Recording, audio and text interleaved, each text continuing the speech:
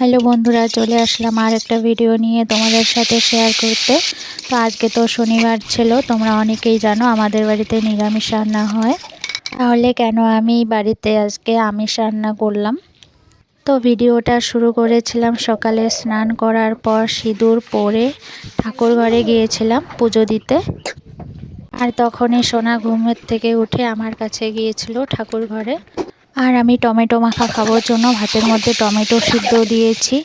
আর নিরামিষ রান্না করেছি বেগুন ভাজা, লাউ শাক চচ্চড়ি। তারপর তোমাদের দাদাভাই নিয়ে এসেছে খাসির মাংস। তারপর আমি মাংসটা ছোট ছোট করে কেটে ধুয়ে নেই ভালো করে। ফ্রিজে আবার ছোট মাছ, তারপর ইলিশ মাছ ছিল। ছোট মাছ একটু ভেজে নিলাম, তারপর ইলিশ মাছ এক পিস ভেজে নিলাম। কেউ তো খাবে না, আমি কিন্তু ছোট মাছ ভাজার পর ইলিশ মাছ এক পিস ভেজে নিয়েছি, যেটা ভিডিও করতে ভুলে গিয়েছিলাম। সব কিছু রান্না হয়ে যাওয়ার পর আমি সবাইকে খেতে দেই। আমিষ রান্না এই জন্যই করেছিলাম, আমার বড় কাকা এসেছিল সকালে, তো আজকেই এসেছে, আজকেই আবার বিকেলে চলে গিয়েছে বাড়িতে।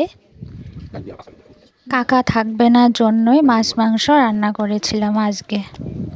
বিকেলবেলা আবার গেলাম প্রসাদ খেতে ভোগরাগ বাড়ি, বেশি দূরে না, আমাদের বাড়ির পাশেই। ডাল, ঘন্ট, রসা, পাঁপড় সব ছিল, ভাজা, তারপর মিষ্টি দইও ছিল, যেটা আগে খেয়ে নিয়েছি। শাশুড়ি মা ওখানেই ছিল। তারপরে আমি বাড়িতে চলে আসি। এদিকে আবার সোনা দেখো, ও দাদার সাথে ঘুরছে সাইকেলে উঠে। তারপর কাকা আবার মিষ্টি এনেছিল, আমি খাইনি। তারপর সন্ধ্যার দিকে আবার 2টা মিষ্টি খেলাম।